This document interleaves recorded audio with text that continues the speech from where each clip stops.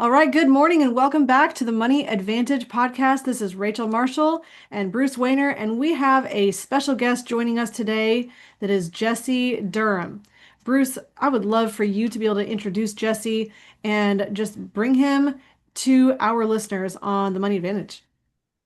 Yeah, so this is kind of a special time. I mean, we've had other practitioners on the show before, and I thought this would be a way to actually bring somebody in that is not brand new to the IBC practitioners program, but Jesse is on his journey towards becoming a practitioner, and he is the most. And I'm not saying that just because he's here, but he is the most talented, natural person to get Nelson's message across that I've come across as being one of the leaders in the Nelson Nash Institute.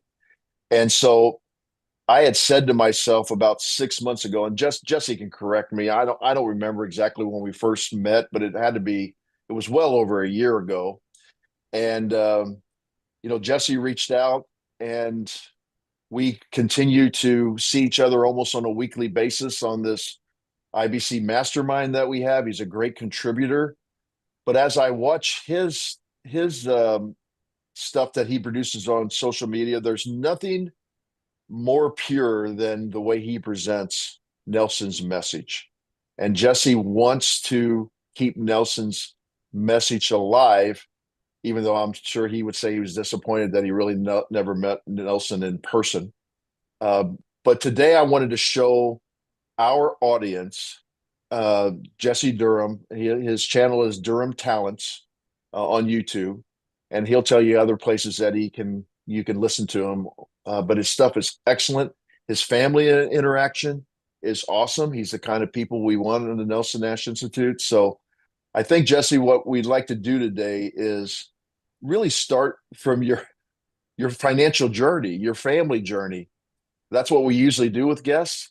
So you take it back as far as you want and talk about your career, your family, up to the point now that you're actually on the Money Advantage podcast YouTube channel. Awesome. Well, it's definitely a pleasure for me to be here with y'all, living legends in the infinite banking concept footprint. Very cool. Me and Rachel talking for the first time, but yeah, it's been over a year now that we've known each other, Bruce. If so I'm just saying thank you, for letting me be on to have a conversation with y'all about infinite banking. And I Awesome. feel And, like I and thank you for joining us. absolutely it's so cool. Like Rachel, and I love your bent. I'll go ahead and say this now because I'm on this. Your bent towards legacy recently, like you wouldn't even know this because we're talking literally for the first time. It's amazing. It's awesome. It's fantastic. I'm a recent purchaser of your materials where you're launching this campaign into legacy. So, I've listened to you and Bruce before for years, and, Oh, I've awesome. bought stuff from you. And so it's just really cool to be here with y'all. When I was exposed to infinite banking, it was definitely at an open-minded time in my life, a critical point in life, I would say.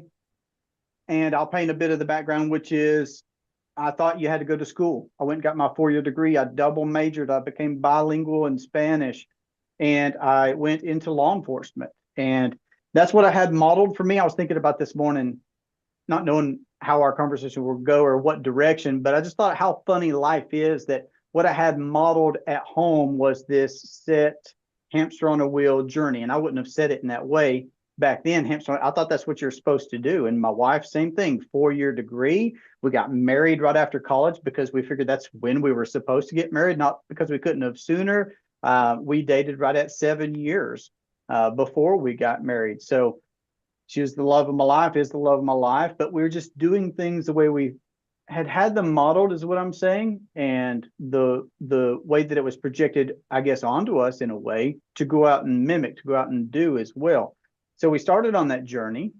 I had a career pivot after a few years where I got into education. So Bruce and I have that in common. I'm a Mm. former Spanish teacher in North Carolina now. So I've been a cop, I've been a teacher, and in 2015, I just had what I've called my Renaissance year.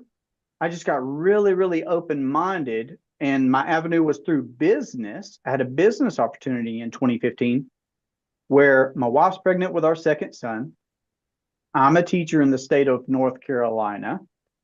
I began building this business part-time on the side that I later that year take full-time, which is, I mean, again, just such a pivot change from what we'd had modeled to us. But I say that to also give some context for being grateful that I was open-minded that year. I was open-minded to personal growth and development for the first time. Books that I would have said in my caveman days, I guess I could say, were voodoo or kumbaya or whatever. I was open-minded to reading a book on marriage. I was open-minded to having a conversation about fatherhood and just different things.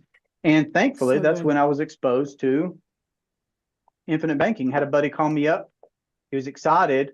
Literally, the only words that I remember him saying over the phone were becoming your own banker. And I thought, well, that sounds cool. But again, I was just open-minded enough at that time in life to say, oh, I can get better at something. And that something is, money. But that's a good thing to get better at. Awesome.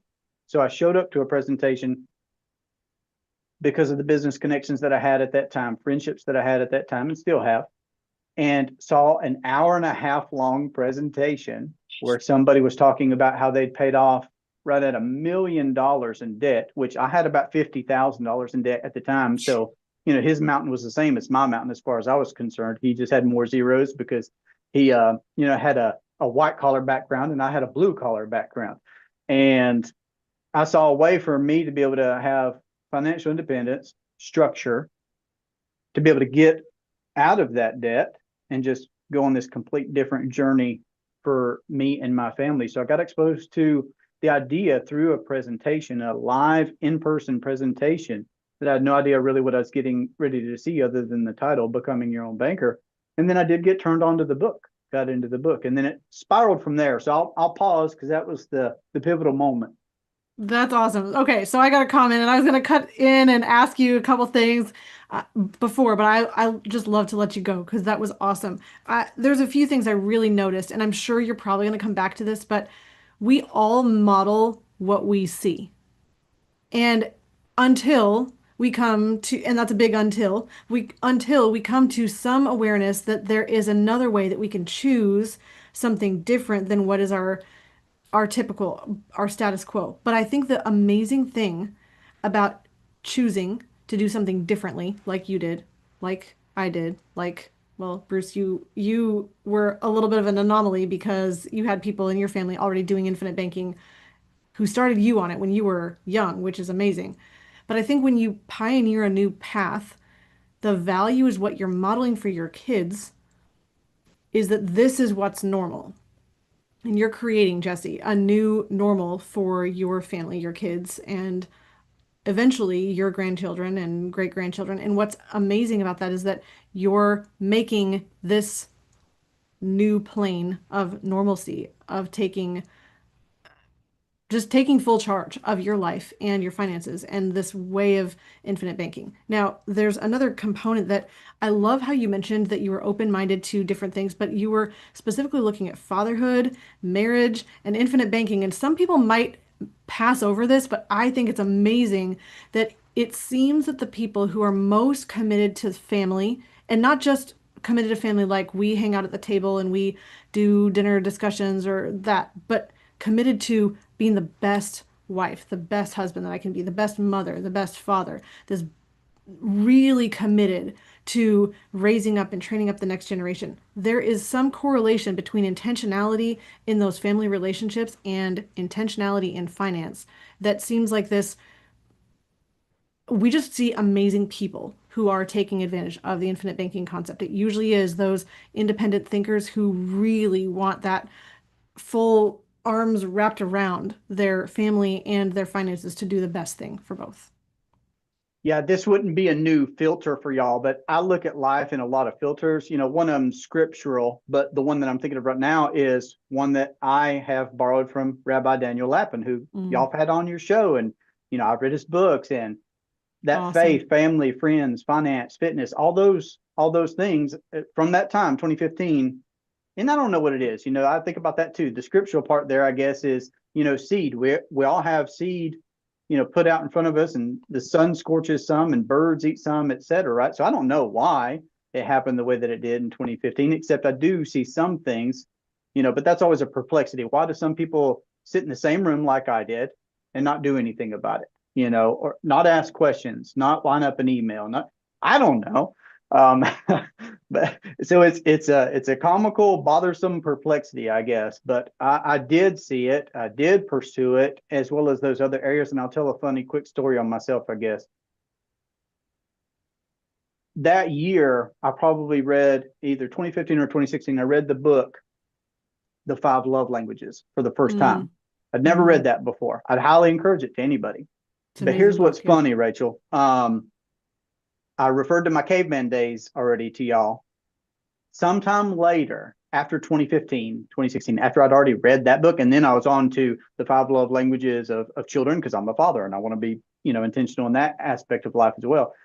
I'm going through an old closet where stuff's been tossed, and lo and behold, I come across a book that was a wedding gift to me and my wife from 2007, where obviously at the time I just said, that's silly, so yeah, it's just really interesting how things strike people and when they do, and then what happens from it.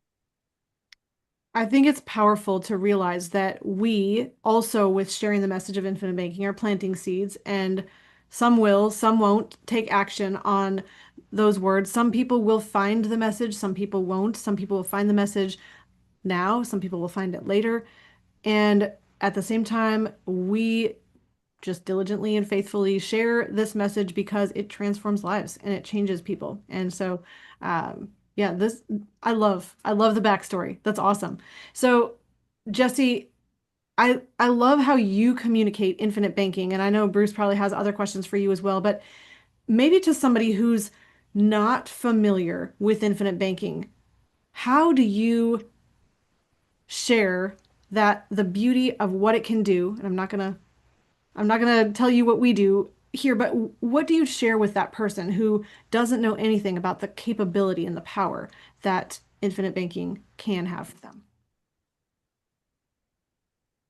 Two things come to me. One is because I do believe that just because you have ears doesn't mean that you'll listen. So the impetus is always on the individual. Like I just have this belief, and I have experienced it as well, that you can't say the wrong thing to the right person. You can't say the right thing to the wrong person. It's just that way. You're going to have ears to hear, or you're not. I can't change that. Just is what it is. But also, what I would say is that for me, I saw structure, and I saw a really advantageous structure, a guaranteed structure. Like, we could begin to talk about the characteristics of this new paradigm, of this new foundation, like you were talking about earlier. And I often speak in those terms of it's a completely different starting point. Most generations start from scratch. So, I mean, what I know about my great, great, great, great, because that's as far as I've been able to go up so far, family tree, is what his name was and where his tombstone is. That's it. And I'm not saying that that's nothing. That's something that's cool. I value my name. I want to take, the name to the next level and encourage my children to think along those lines and do that same thing. But that's what I know. And me and my wife, like I said, started from scratch in that old paradigm. I use the analogy of the matrix often enough. Some people don't mind being plugged into the matrix. Some people want out. I wanted out. I saw a structure that was going to allow us, tactically speaking, to get out of debt, just because that's where we were. We had medical bills from that second baby boy being born. We had the family car. We had the credit cards. We had the student loans from going and getting those 4-year degrees like we were told to do. So tactically speaking, it gave me a lot of structure. It was a new paradigm, but it gave me a lot of structure. So I would say that most people don't have a structure outside of earn money, spend money. So Yeah. that's probably why I connect with Jesse and his message so well, because a lot of people that are touting the infinite banking concept, which I don't think it's a wrong way of doing. I'm just saying this is why I connected with Jesse. Is um, they're talking about getting out of debt, or they're talking about building a legacy. none of those things can be true until you get a hold of your own personal spending plan and your ability to your relationship with money. None of those other things. You can't leave a legacy. You can't get out of debt. You can't save 34.5% of all your financing without having a plan, first an income plan, and then a plan to actually pay your debt, which is not as easy as people think it is, because people think, well, that just makes sense. I mean, if you incur debt, you incur debt. But there's all kinds of things in the social media and in your surroundings that are telling you, oh, well, that debt isn't your fault. I mean, student loans are a great example of that right now. That's not your fault. That's somebody else's fault. You were dealt a bad hand, so don't worry about that. That's not that big a deal. So having a plan to take responsibility of your income and your debt, I think is the message that um, I'm glad Jesse said, because that's what drew me to him. That personal responsibility, and that doesn't mean you don't get help on occasion, professional help. You don't lean on your family. You don't do those kind of things, but it should not be the basis of how you live your life.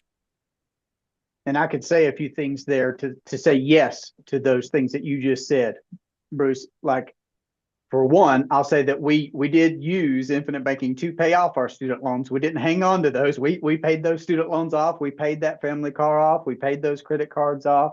And we've done a lot more with infinite banking since. And at the same time, it's not something that happened overnight, this new paradigm or this new foundation. I mean, it takes a while to build any kind of a foundation. And the bigger the foundation that you're looking to build, the more time it's going to take anyway. So it didn't happen overnight. But certainly we took the responsibility with this structure to say, well, okay, we're gonna pay off those student loans, and that's one thing, while still trying to make great connections with professionals and friends and business-minded folks, and relying on family, like you said, along the journey as well. But both of those at the same time. Yeah, so, I I'm love sorry, that you, Rachel. I just love that you brought it so, I mean, for lack of a better way of saying it, like so basic to the core necessity that you have to have. I mean, Bruce, you said you can't leave a legacy. You can't do any of these big tactical things if you don't get control of the super simple, small stuff. I mean, that we're training a 13-year-old and a 6-year-old. We got a 2-year-old who's kind of in the wings of beginning to be trained, but differently. And there is a verse that we keep bringing up over and over again, and it's the one that if you're faithful with little things, you'll be faithful with much. You've got to be able to handle the small stuff. And Bruce, what you're saying is handle the small things with responsibility, and that discipline in those small matters of how you have income and how you pay your expenses, pay your bills, pay your debts, be in a position where you have control over the income, control over the expenses. That is really important. And if you just paint a brush stroke of easing someone's guilt or easing someone's emotional feeling about that, but not giving them clarity on what to actually do, then they can't take responsibility. So I just love that you're talking about being consistent and disciplined with the small things. And then It's one. connecting it to the next generation, like you were saying too. And we're really close. We've got a 11-year-old, recent 10-year-old, 5-year-old, about to be 6, and then baby number 4 is on the way now. So we're trying to have Congratulations. and facilitate those conversations as well. That is awesome. That's so Yeah, awesome. so I used to always say when I was teaching coaching, you're not one way in one aspect of your life and another way in another aspect of your life. I would have uh, players on the athletic field, and we would talk about taking care of the classroom, taking care of your responsibilities at home, and they couldn't figure out, well, why are you worried about that, coach? I don't understand. And I would always say that's because you're not one way in one aspect of your life and another way in another aspect of your life. Um, and I it's the also same way might that, have quoted you, Bruce, at the kitchen table, the breakfast table, in talking to our kids yeah, this week. And yeah, and it's also in the classroom. It's if you're not paying attention in the classroom and trying to get everything out of the classroom, you're not going to say, well, I'm just going to learn this on my own then.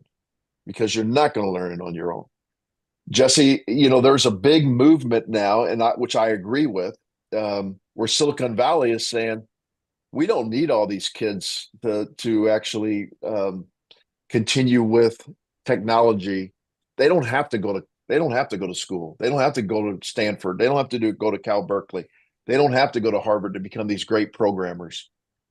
They just have to be one way in one aspect of their life, so they're the same way in the other aspect of their life, and that is learning the latest about programming from whatever avenue it is, not because they've gone through a institution and said, "Oh, you're good." And so I like that we're seeing that change. We're seeing that change where people are accepting that, and I'm talking about the hierarchies are accepting the fact that you can get help in that situation. Bruce, I would Talk say about that the recognition is it's more about character than credentials. Yes, yes.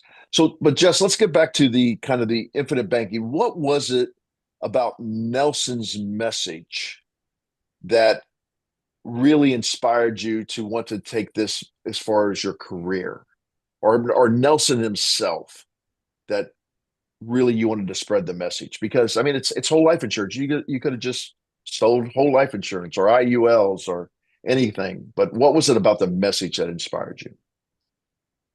Well, what I connected to very easily and right away, I would say, is his Christian worldview, because I share that with him.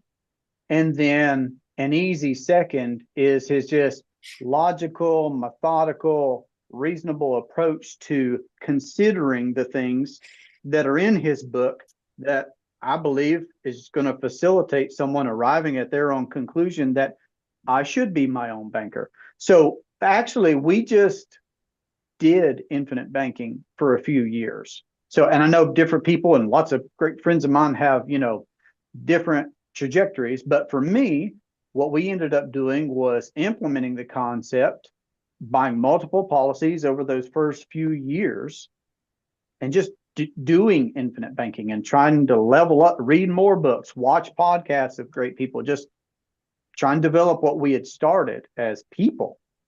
And along the way from the start, so like when I showed up at that presentation, when I knew that I got an invite to go to a place where there was going to be a money message about how to do better, and I was allowed to bring people, I filled up my car. I showed up with three other guys, and all three of them ended up getting policies and doing infinite banking, which is cool. That's awesome. So I was sharing it before I'd even done it, and again, I'm just saying that that's me trying to credit where it's due. I'm happy that I got the invite. I was happy to be in the room. Oh my goodness, I was happy to be in the room. Because I didn't know a lot of people that were in there, but I knew some people in there and they already had money. I'm like, okay, this is the place to be. But we just implemented the concept for a few years ourselves. And all along the way, though, from the start, including guys that I had in the car with me, I was sharing, hey, have you read this book? Or they were calling me and asking me this question. So I just kept sharing the concept from the start. And people would call me up and ask me, well, Jesse, what about this? What about that? And I could answer them. I had an answer, at least. I've certainly developed in my own implementation, even personally, over the past going on 10 years as of now, implemented for 10 years. So my answers have grown and developed, but I had an answer for somebody back then. Oh, we'll just do this, or look at this, read that, etc. Log in here. Here it is. And I was in the travel space in 2020. I think a lot of people know what happened to travel in 2020. So I just found myself in a position, much again, I thought I'd be a cop forever. And then I thought I'd be a teacher forever. I mean, those are really set trajectories as far as a career or an occupational path goes. And then business in the travel space, I'm like, what's going to happen to travel? Travel's always good. And it is, but all right, that was an interesting time. I'm just saying. Yep. But then I found myself already having conversations with people. It's still being such a fervent passion of mine to level up and grow and develop what we were personally doing. So I went out and got my license and started professionally helping people one-on-one. Jesse, I love the integrity of somebody who shares with others because they've been changed. You cannot be a spokesperson for something that has not personally changed your own life. And you have to have felt that ripple effect, that change, that powerful transformation in your own life. And that becomes a walking billboard, a walking testimony. And you just modeled that really well. You said, I'm going to make this shift. I'm going to figure this out. I'm going to take action for myself. And lo and behold, it was so good that you said, I want to be able to continue sharing this with others. And I think if anyone is listening to this, you need to realize that the change has to happen with you first before you could share something with integrity to other people. And just, Jesse, thank you for modeling that so well. Yeah, that's what I tell clients now is because, tactically speaking, of course, when people do get exposed to infinite banking, some folks, and they might have that to be the case in their real life, that they'll say, well, am I getting a policy on myself? Am I getting a policy, or should I start on a child, grandchild, whatever? And my default answer is always, well, of course, start with yourself. And before we even talk about policies or strategy and implementation, how about just real life? If you say one thing but do another, how much of an influence are you really going to have on your children or grandchildren anyway? But if you're modeling infinite banking in front of them, more's caught than taught. And that's a borrowed phrase that I'm giving, but that's the reality of it. Mm-hmm. Oh, Yeah, absolutely. we are we were talking about modeling earlier. Excuse me. And I've talked about this on the podcast from my education days and my education training is we we are trained from biology as from birth to not understand the world around us, but to actually be able to interpret people's intentions, their modeling. Because little babies, they don't have the conscious awareness to say, "Oh, I'm looking at Rachel right now as she's holding her little baby," and what does Rachel do as a mother? She's gazing into her child's eyes, and that simple act of gazing in the child's eyes is reassuring the child through our evolutionary process. If Rachel then lays her down or him down and then leaves for extended period of times and doesn't pay any attention, there are bad emotional connotations of that. It's been proven over and over in these orphanages across the world where these babies don't have this human contact. And so the modeling, Jesse, is 100%. And I think that's what Nelson did so great. Nelson was a Christian. And by the way, I'd like to say Christians can be some of the most judgmental people that I know on the face of this earth. But Nelson always modeled the Christian view of not judging you. And just like you said earlier, Jesse, it was a really astute. He brings people or brings people through the journey to allow them to figure out, yes, this is the best thing for me, not judging them if they don't do it. Um, you know, Nelson actually could not stand banks. I mean, that's why he said becoming your own banker. And yet I've told this story, I want to say hundreds of times because I think I have to different people. I rolled down the elevator with the Nelson and I told him, Nelson, I just can't get it through my head to pay off my loan on my house because it's only at 2.875. And Nelson simply said, he didn't try to change my mind. He simply said, well, then Bruce, don't do it, without any judgment. He just don't do it. Now it's eating at me. And I'm like, I see what he's saying. It's not about what's best for me. It's actually what's best for society in a whole, not to multiply the money supply. And that's what you're doing every time you get these great big loans. You're multiplying the money supply. But he didn't go into this diatribe or don't you realize you're hurting society because you're multiplying the money supply, so on and so forth. He let you, and that was just one example. He did it over and over and over. Um, Figure it out for yourself and I think the reason he did that is because that's where true learning takes place. Mm-hmm. Jesse, you were a teacher. You didn't know Spanish until you really knew it until you started teaching it. And that's what happened with me too. I thought I knew biology and all the sciences and stuff. because I read books and I took tests and they said you were good at it. But until I started teaching it, then I really understood these concepts, these biological concepts, these physics concepts, these natural ecological concepts. I started to understand because I was teaching them. Same way I was, my father had he had a service station growing up. I worked in it. It wasn't until I owned my own service station and started explaining to people how the combustion engine worked that I really understood the intricacies of how a car worked because I was teaching it to my clients, my customers as they came in. And that's what Nelson is trying to do, I believe, also with the practitioners program, is he's trying to say, hey, we're going to go out and teach this in a unified way, and then you're really going to get it.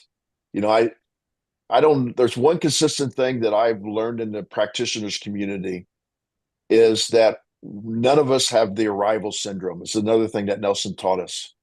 So we're always admitting, hey, we did some things wrong. We used bad language along the way, but we're going to get better. We're going to put our hearts out there and we're going to get better. So Nelson was an amazing Christian as far as a non-judgmental Christian, which I really appreciated. Bruce, Sure. oh, go ahead, Jesse. So I was just, all right, sorry. I was going to say, sure. And I'm a Christian and I'm also a judgmental fellow. So that's something anybody has to work on. I don't care. But I do love the model that Nelson gave that I, of course, can get from folks who personally knew him and being able to read behind him. And I'll say this, just one thing about what you were talking about, the big picture, Bruce, which I would say, in the beginning, it probably would have been harder for me to think about the relationship between our society and banks because I was $50,000 in debt. I was down in so much that, it didn't happen in the beginning. But as we began coming up into this new paradigm and paying things off and getting more awareness and literally building more financial independence and autonomy for ourselves, you can then begin to really think about the societal impact and the influence that we can create by making this separate, independent financial money system, for ourselves and for our legacy, our generations. The kind of impact that you can create then. So that's what jumped into my mind. At a certain level, though, then I really began to appreciate, Nelson's recommended readings in the back or the references that he makes to The Law by Frederick Bastiat and things like that. You start thinking about the big picture stuff then.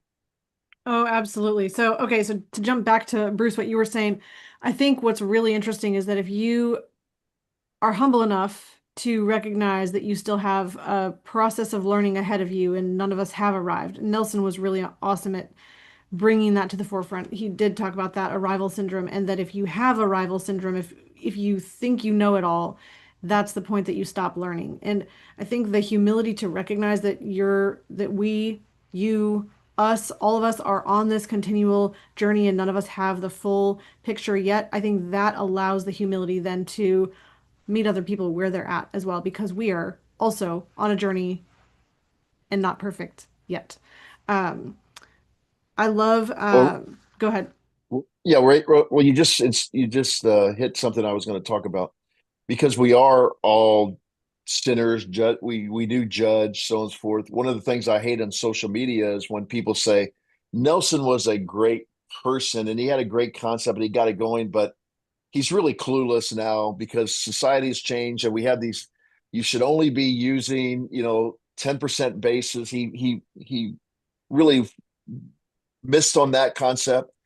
Also, you should only be using these four companies that work out of the state of New York and these absolutes that come in. And that's proves to me that you have hit the arrival syndrome when you say that. Sometimes I think that I do a disservice to clients because I become too of this. I become too Nelson. I'm not an advisor. I'm not a leader. I'm saying, well, what do you think? Yeah, you could do it that way, but maybe this way could be another way. And it causes people to take inaction where if you had a more direct, oh, Jesse, This is the way you do infinite banking. You know, X, Y, Z, you're done. Let's go. But then I know those people haven't gone through the journey and they're not going to stay with it. They actually have to look at it from a deeper process. And I that's what think Nelson did the entire time. I think, Bruce, that's because infinite banking and becoming a person who is your own banker is not something that you can do externally and check off three boxes and arrive. It's something that is an internal transformation. It's a way of thinking, it's a way of being and operating that you are changed. And as you become changed, you become your own banker who is doing infinite banking. And I think that's, I think there is a process.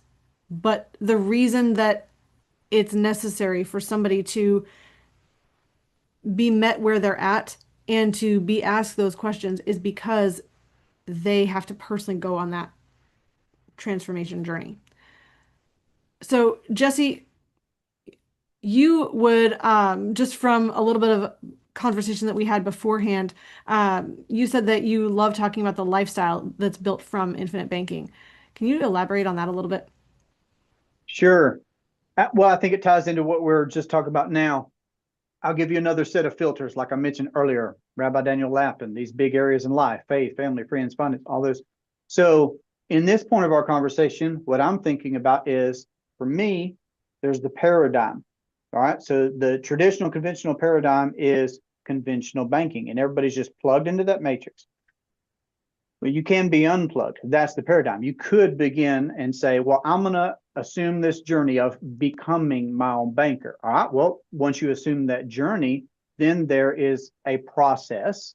All right. And we could talk about that. What does that look like? And I would say the principles come next. So if you assume, okay, it is good to think long range. I should be capitalizing. I shouldn't be doing business with banks.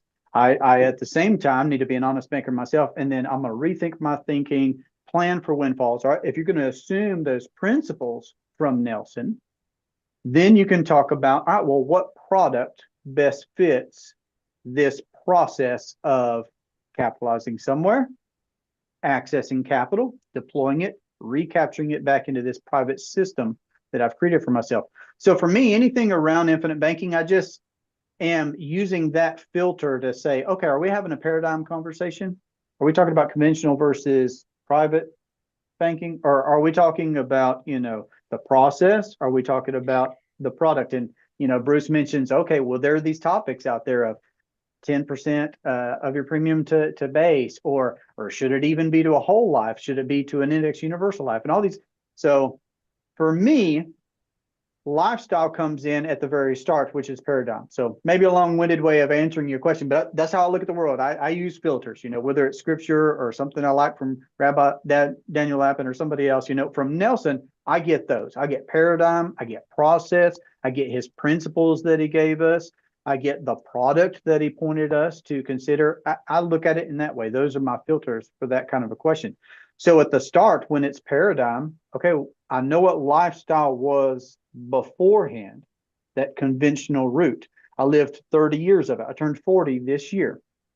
And I've been over the past 10 years in that, from that Renaissance time that I mentioned earlier, in my infinite banking journey. So I've had that pivot, I've had that change in direction. I'm still becoming my own banker. But since that's my new paradigm, that's my lifestyle, that's my worldview, is I'm on this journey of being my own banker. So another tactical explanation, maybe to give you something tactical, Rachel, would be this. There are lots of folks, and Bruce mentioned this earlier, lots of people say lots of different things about infinite banking online. And in a way, I love it, even if I disagree with somebody, because, well, then the contrast is very obvious and apparent. At least there's a voice out there saying this, and maybe I agree with parts of it, maybe I agree with none of it, maybe I agree with all of it, but I don't talk about it. I like talking about infinite banking from a lifestyle perspective. I personally use our private banking system for paying our property taxes where we own land in North Carolina, where we live. I've used it for appliances, like Nelson talks in the book about. That's not fancy, right? But we want dishwashers, we want hot water heaters, we want, the car that we just got a couple of months ago, and we've used policies to do those lifestyle things. So it's not perhaps as attractive or connects with the same folks that are looking to talk about infinite banking in the context only of cash flowing assets, which you can use it for. But for me, again, my view is, okay, that's great. And I don't tell people how they should do infinite banking. If you want to use infinite banking only for cash flowing assets, beautiful, do that. But what are you going to do when you've got to replace your hot water heater or pay your property taxes or fill in the blank? That's just part of your lifestyle. That's just part of you being a person in this world. You know, it's all of this comes back to the conversation that we mentioned at the beginning, which was having a system for income and expenses. And what's really interesting is that usually people think about what they make from a job and they think about the payments that they have, or they don't think about it and they don't track it and they end up spending more than they think they're spending.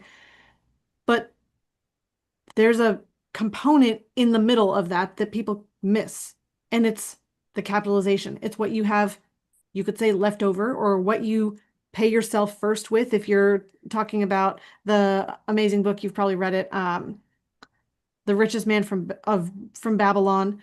He talks about setting your purse to fattening, paying yourself first. Mike Michalowicz talks about profit first.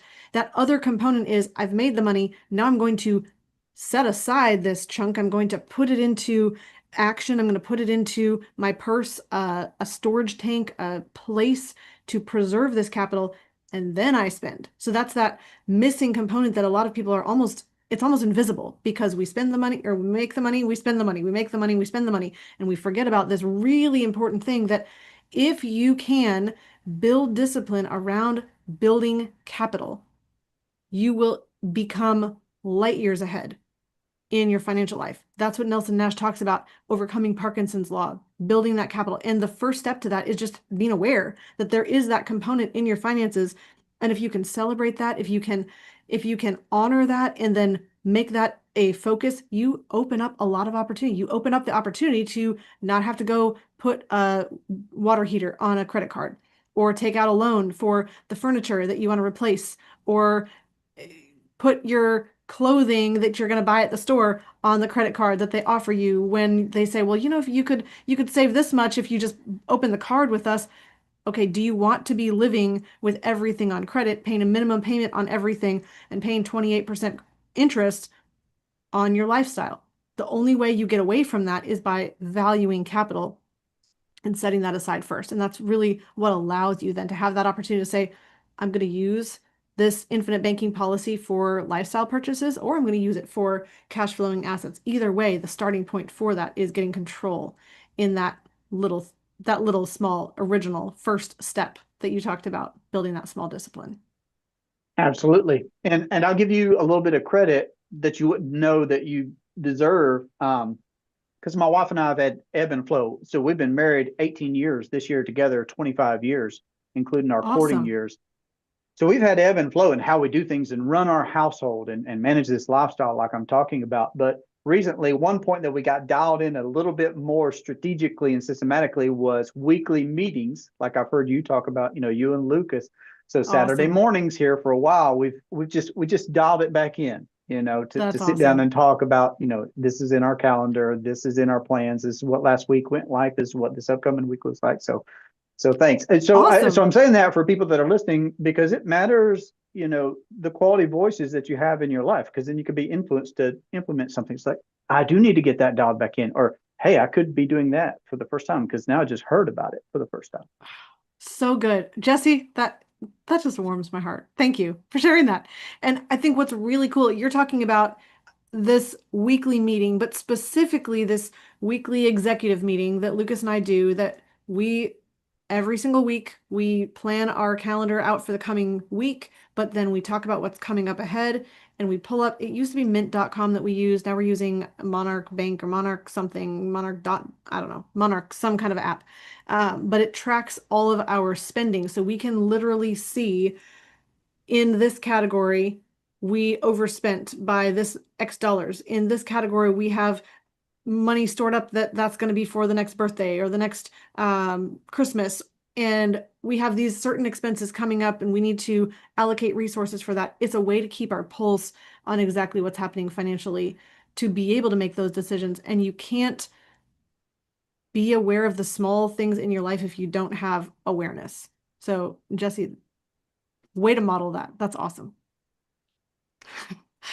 Hey, Jesse, when people come to you and they are curious about how to become their own banker, can you take us through like a 10,000-foot view of what your process looks like so that the listeners can see what your process would look like compared to somebody else's that they've went out to look at or our process?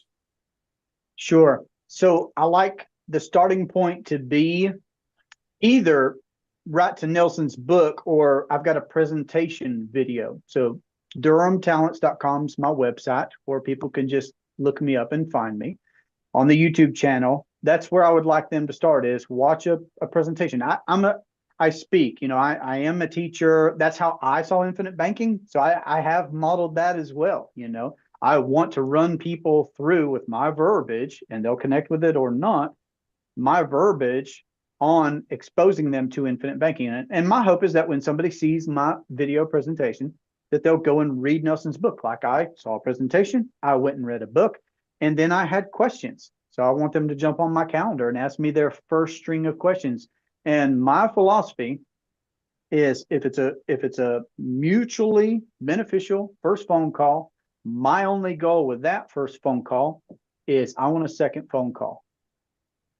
That's what I look for from a first phone call is I want to have a second phone call. That's it. Because I'm probably, if they've watched my video presentation, but not the book yet, I'm going to be encouraging them. Okay, it's time to get in the book now. You'll have new questions. You'll be at a whole different level on our second phone call. So that's what you need to do. If they've already done both, but they had a couple of questions about, but Jesse, I'm hearing about these IULs, or Jesse, what about the structure? What does that mean? I'll send them some video piece of content to watch in the meantime, because I've got a lot on the channel. And I want to have another conversation so that they just end up doing what Nelson says, which is just hopefully just arriving at knowing what makes sense for them to do next. Jesse, you started the conversation with saying that you cannot say the right thing to the wrong person, and you cannot say the wrong thing to the right person. And I think the value of having true teaching about infinite banking available on the social media channels, the YouTube, the LinkedIn, all the places. The value of having access to information about infinite banking that you can rely on and trust is that it allows you to maybe hear something a different way that helps you to begin having a new understanding, or it continues to build the bricks in your foundation, the stair steps that you need to get to that point of confidence to make a decision. And I would just encourage you, if you're listening right now, that you're hearing another person talk from a little bit of a different angle, because Jesse, you're sharing from your own experience. This isn't a canned message. This is something very authentic to who you are, that you've uh, warred over in your own life. You've done battle to learn what you've learned. You've earned this badge, this stripe, this ability to communicate the way that you do about infinite banking because it's changed your life. And if you're listening today to this conversation, I hope that you'll just be compelled by hearing yet another story of somebody who knows that this is the right path. And I love that if you're looking for this information, you're going to find the right true information about infinite banking. And like Jesse said, go back to the source, read Nelson's book. And that's always the springboard or the starting point to really having your mind opened and begin to start on this journey. And then I would encourage you to take action, because imperfect action is better than perfect action 20 years from now. Absolutely. And that's how I started the YouTube channel for sure, was chickens in the background on my property, iPhone, trying to begin to give people the things that maybe it took me 4 or 5 years of studying, self-study, trying to speed up my own learning curve about infinite banking to be able to level up, and putting out content that with a push of a button, somebody could watch something that I know it took me my 4th year, my 5th year, whatever, getting Mhm. my third policy before I realized, oh, that, and putting that where they could, watch it. Been doing that for 5 years. So and I'll say this just real quick because Bruce gave me an opportunity earlier. And if I didn't do a good enough job, I'd love to underscore it here that I do regret that I did not get to meet Nelson personally. He was alive when I saw the concept. I guess, wasn't with it enough because we were, you know, second son just born, tens of thousands of dollars in debt. I'm in my first year of business, in a new industry, new field, all those different things. I'm not trying to make them excuses because I wish I could have, but the next best thing, of course, is people that got to know Nelson personally and that are spreading that message also, like you guys have been. So I appreciate y'all. I appreciate you, Jesse, acknowledging that it was maybe a handicap or maybe a personal regret that you didn't get to meet him. But it's so cool to see you. I guess what I envision is taking this leap. Like here was Nelson, and you leapt across this bridge, this channel that you didn't necessarily meet him, but you're continuing on the same message, even without that. And I mean, he would just be so proud. And I'll share this because I know that he would say the same thing to you. So I did get a chance to meet him. Lucas and I went to St. Louis for an event that Bruce's organization was putting on. I don't know what year that was, Bruce. Every single I think it time. was 2014, I believe. That sounds about right because that would be 11 years ago now. That's crazy. Okay, so from that point, met Nelson. You guys somehow in that conversation in that room, people were encouraged to take someone that they wanted to learn from out to lunch. And so Lucas and I said, "Can we take you out to lunch, Nelson?" So we sat in the hotel where the event was happening. I still remember he pulled out on a napkin. He was drawing on the napkin. I don't remember what he drew. He was talking about Mary, his wife. That was her name, right? Right, Yep. Bruce, Mary, and there was a flower on the table. Like I still remember some of this layout, the plush chairs we were sitting in, and he looked across the table and he said, "Infinite banking is going to flourish because of people like you." And what he meant was you're young people who are grabbing a hold of this concept and it's changing your life and you're wanting to share it with others. We didn't have it perfect. We didn't even know what we didn't know yet at that point, but we wanted to share it with other people and we were going back to the source. And I know he would say the same thing to you, Jesse. Awesome. Yeah, I believe in giving honor where honor is due. And, people know the story about David and Goliath, for example, but there were four other giants that were taken down by four other guys because of that first one that was taken down. That was, what jumped in my mind. So appreciate that. Yeah, that's awesome. So why Awesome. don't Well, we go ahead and then repeat, Jesse, like how people can get a hold of you and and find um your work. find, yeah, go ahead. Sure. So the best place to find me is at durhamtalents.com. And of course, you could just do a general search. You can find my YouTube channel. I'm on all the platforms. I'm on social media, Jesse W. Durham. But the best place to start is durhamtalents.com. That's awesome. Well, Jesse, I really appreciate you sharing with our audience today. It's been a pleasure just getting to know you in this conversation. I know that you know the team already, and it's really exciting to have this conversation and to know that we're working alongside of other noble people who are sharing this message and doing great work. So keep it up. Appreciate y'all. Awesome. So, in closing, please remember success leaves clues and model the successful few, not the crowd, and build a life and business you love. We'll see you next time.